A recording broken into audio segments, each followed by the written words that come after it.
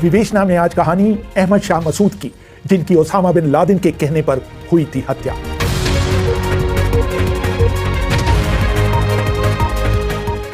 अभिवादन स्वीकार करिए रेहान फजल का।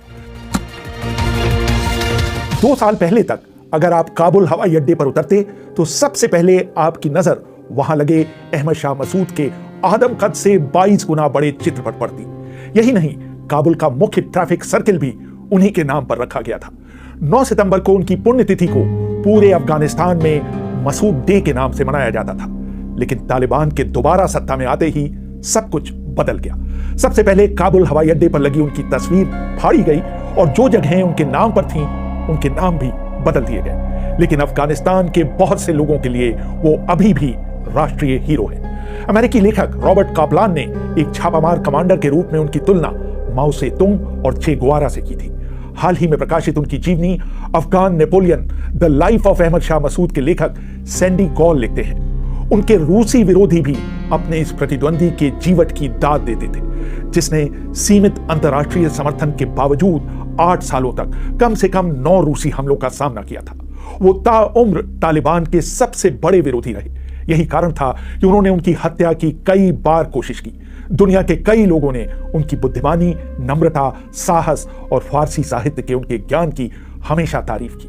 22 साल की उम्र से 49 साल की उम्र तक उनका पूरा जीवन लड़ाई लड़ते ही बीता। छरहरे बदन के अहमद मसूद ने हमेशा गरिमापूर्ण जीवन जिया और बहादुरी के कई मापदंड पार किए। तालिबान की तरह उन्होंने अलकायदा से कभी समझौता नहीं किया।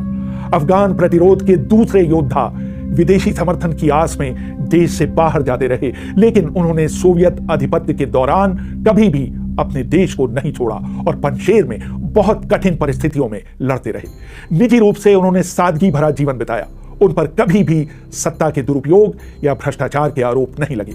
सैंडी गॉल लिखते हैं, जब तालिबान काबुल की तरफ बढ़े तो वो अपने साथियों के मना करने के बावजूद समझौते की कोशिश करने के लिए अकेले तालिबान के खेमे में गए।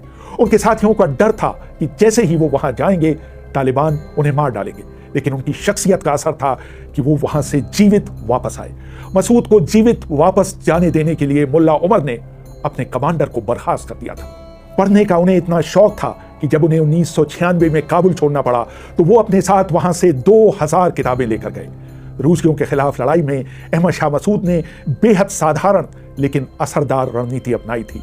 A.R. रोवान अपनी किताब on the trail of lion Ahmad Shah Massoud में लिखते हैं, रूसियों के गढ़ पर रॉकेट और मोटार गोलों को दागने से पहले वो उनके प्रवेश और बाहर निकलने के रास्ते पर अनगिनत बारूदी सुरंगें बिछा देते थे, जिसके बारे में उनके सैनिकों को पहले से जानकारी रहती थी।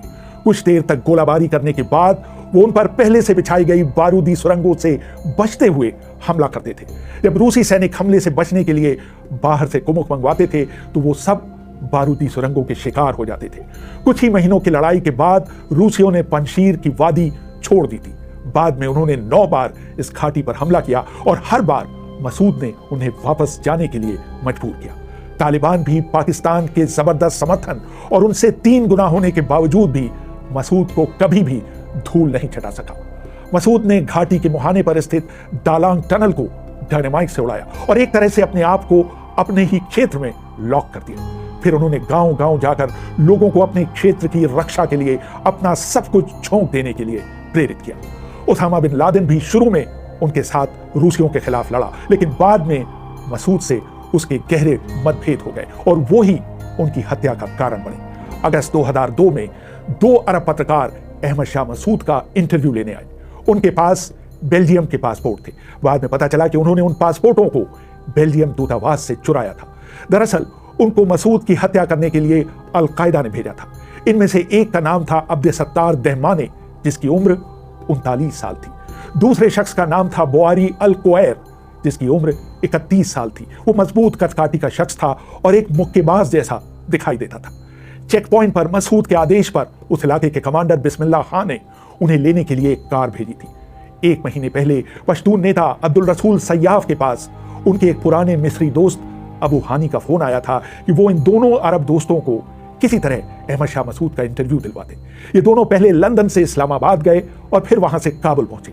वहां से वो पंजशेर आए, जहां वो कुछ दिनों तक सयाफ के मेहमान रहे। कुछ दिन सयाफ के पास रहने के बाद इन पत्रकारों को घाटी में लाकर अस्ताना में मसूद के गेस्ट हाउस में ठहरा दिया गया था।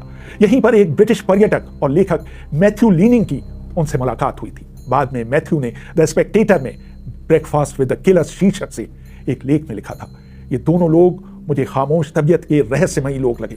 मसूद की हत्या के बाद मुझे यह अंदाजा हुआ कि मैंने इन हत्यारों के साथ 5 दिन बिताए थे। खाने की मेज पर जब मैंने उनसे पूछा कि आप कहां से आए हैं, तो उन्होंने जवाब दिया मोरक्को से, लेकिन वो रहते बेल्जियम में हैं। जब मैंने पर्यटक स्थल के रूप में मोरक्को पर चर्चा करनी चाहिए तो उन्होंने बातचीत में कोई दिलचस्पी नहीं दिखाई। उस जमाने में मसूद के सबसे पुराने दोस्त मसूद खलीली भारत में अफगानिस्तान के राजदूत हुआ करते थे। 5 सितंबर 2002 को उन्होंने कजाक विदेश मंत्री से मिलने के लिए दिल्ली से अल्मा आटा के लिए उड़ान भरी। मसूद ने उन्हें फोन कर मिलने के लिए आमंत्रित किया। 7 सितंबर को खलीली ने अलमाटी से तजाकिस्तान की राजधानी दुशांबे के लिए उड़ान भरी। अपने होटल में खलीली सोने ही जा रहे थे कि अमरुल्लाह शाह ने उन्हें फोन कर कहा कि मसूद आप पहुंचे हैं और उनसे तुरंत मिलना चाहते हैं। खलीली ने अपने सोने के कपड़े उतारकर दूसरे कपड़े पहने और मसूद के भतीजे और सैनिक अटैचे वदूद के साथ मसूद की काली बुलेट प्रूफ मर्सिडीज कार में बैठकर उनके घर पहुंच गए। खलीली ने स्कॉटलैंड यार्ड को दिए वक्तव्य में कहा, मैं और मसूद कश्मीर और भारत में आतंकवाद पर बात करते रहे। रात 12:30 बजे मैंने मसूद से विदा ली। वो मुझे बाहर तक छोड़ने आए, जो कि असामान्य था। मुझे उनके लोगों ने बताया कि अगले दिन हम 10 से 11 बजे के बीच अफगानिस्तान के लिए उड़ान भरेंगे। ख्वाजा बहीउद्दीन के लिए उड़ान ने 40 मिनट लिए। शाम को विदेश मंत्रालय के प्रोटोकॉल ऑफिसर असीम ने आकर मसूद से पूछा, क्या आप अरब पत्रकारों से मिलना पसंद करेंगे?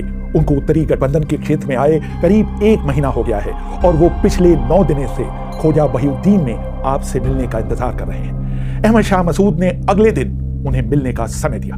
उस रात वो और खलीली साथ रहे। वो रात 1:30 बजे तक एक दूसरे को नस्में सुनाते रहे। अगले दिन करीब 11 बजे अहमद शाह अपने दफ्तर पहुंच गए। मसूद खलीली ने स्कॉटलैंड यार्ड को बताया, अहमद शाह खाकी रंग की कमीज और सैनिक स्टाइल की जैकेट पहने हुए थे। कुछ दिन पहले ही मेरा नया पासपोर्ट मुझे मिला था। जब मैंने उसे उन्हें दिखाया तो उन्होंने कहा कि मैं इसे अपनी जेब में रख लूं वरना वो खो जाएगा। मसूद ने कहा कि 2 अरब पत्रकार 2 हफ्ते से मेरा इंतजार कर रहे हैं। मैं इनसे बात कर लूं तब हम आमू दरिया की तरफ जाएंगे। मैं नहाने जा रहा था लेकिन मसूद ने मुझे यह कहकर रोक लिया कि इस इंटरव्यू में 5-10 मिनट लगेंगे।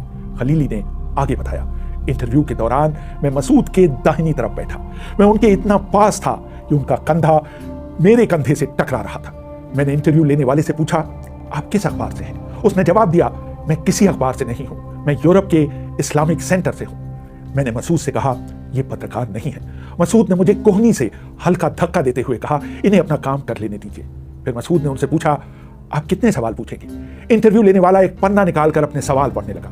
उसके कुल 15 सवाल थे। उनमें से 8 से 9 सवाल उसामा बिन लादेन से संबंधित थे। उन सवालों से मुझे थोड़ी घबराहट हुई, लेकिन मसूद ने कहा, कैमरा स्टार्ट कीजिए। उसका पहला सवाल था, अफगानिस्तान में कैसे हालात हैं? जैसे ही खलीली ने उसका अनुवाद किया, एक भयानक विस्फोट हुआ। खलीली ने बताया, मैंने विस्फोट नहीं सुना, लेकिन मैंने गहरी नीली आग अपनी तरफ आते देखी। मुझे याद है कि तब तक मैं होश में था। मैंने अपने सीने पर एक हाथ को महसूस किया। ये अहमद शाह मसूद का हाथ था। इसके बाद मुझे होश न रहा। विस्फोट ने पूरे घर को हिला कर रख दिया। ये विस्फोट इतने जोर का था कि अहमद शाह के सहयोगियों आरिफ और जमशेद ने समझा कि तालिबान ने वहां हवाई हमला कर दिया है। अरब हत्यारों ने कैमरे को मसूद के ठीक सामने रखा था, लेकिन दरअसल बम इंटरव्यू लेने वाले हत्यारे की बेल्ट में छिपा कर रखा गया था। मसूद के सारे गार्ड भागकर वहां पहुंचे। करीब करीब बेसुध हो चले मसूद ने उनसे कहा कि पहले खलीली को उठाएं। मसूद को तुरंत एक कार तक पहुंचाया गया जो उन्हें लेकर तेजी से हेलीपैड की तरफ बढ़ी। मसूद के गार्ड आरिफ ने बाद में अपनी गवाही में बताया, अहमद शाह मसूद के पूरे जिस्म से खून निकल रहा था। मैंने यह भी देखा कि उनके दाहिने हाथ की एक उंगली का छोटा हिस्सा कटकर अलग हो चुका था। मसूद खलीली और घायल हुए दूसरे लोगों को हेलीकॉप्टर पास ही में ताजिकिस्तान के शहर फरखत ले गया। बाद में मसूद खलीली ने याद किया, मुझे महसूस हो रहा था कि मैं हेलीकॉप्टर में हूं। मैंने करीब 10-15 सेकंड के लिए अपनी आंखें खोली।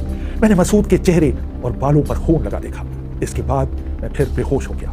मुझे 8 दिनों बाद होश आया। तब तक मुझे जर्मनी के एक अस्पताल में पहुंचा दिया गया था। मेरी पत्नी ने मुझे बताया कि अहमद शाह मसूद इस दुनिया में नहीं रहे। जब खलील की पत्नी ने उनके सामान की जांच की तो उन्हें उनका पासपोर्ट मिला, जिसे अहमद शाह मसूद ने जबरदस्ती उनकी कमीज की ऊपरी जेब में रखवाया था। खलीली ने याद किया, मेरी पत्नी ने मेरा पासपोर्ट खोला। उसके 15वें पेज पर कई कीलें धसी हुई थी। शायद इसी वजह से मेरी जान बची। मैंने सोचा काश कमांडर ने वो पासपोर्ट मेरी जगह अपनी जेब में रखा होता। अफगानिस्तान को मुझसे ज्यादा उनकी जरूरत थी। मसूद के फरखर पहुंचते ही वहां मौजूद एक भारतीय डॉक्टर ने उन्हें मृत घोषित कर दिया। इस हादसे को बाहरी दुनिया से कुछ दिनों तक छिपा कर रखा गया। इसकी वजह यह थी कि इसका फायदा उठाकर कहीं तालिबान नॉर्दर्न फ्रंट के खिलाफ नई सैनिक मुहिम न शुरू कर दे। मसूद की हत्या 9/11 के 48 घंटे पहले हुई थी, लेकिन 9/11 की वजह से इस घटना का असर थोड़ा धूमिल हो गया। दोनों की टाइमिंग महज संयोग थी, क्योंकि अलकायदा के हत्यारे तो कई हफ्तों से अहमद शाह मसूद की हत्या करने के फिराक में थे। मसूद खलीली मानते हैं इस हत्या के पीछे अलकायदा का हाथ था। उन्होंने स्कॉटलैंड यार्ड को दिए वक्तव्य में बताया था उसामा बिन लादेन पूरे अफगानिस्तान और मध्य एशिया में एक तरह की धार्मिक गहराई पैदा करना चाहता था, और ये अहमद शाह मसूद को रास्ते से हटाए बगैर संभव नहीं हो सकता था। उसामा को पता था कि न्यूयॉर्क में जो वो करवाने वाला था उसके बाद उसे सुरक्षा की जरूरत होगी। कमांडर मसूद की मौत एक तरह से तालिबान नेता मुल्ला उमर को एक तोहफा था, ताकि भविष्य में जरूरत पड़े तो वो उसामा को जरूरी सुरक्षा प्रदान करे। रेहान फजल, BBC, दिल्ली।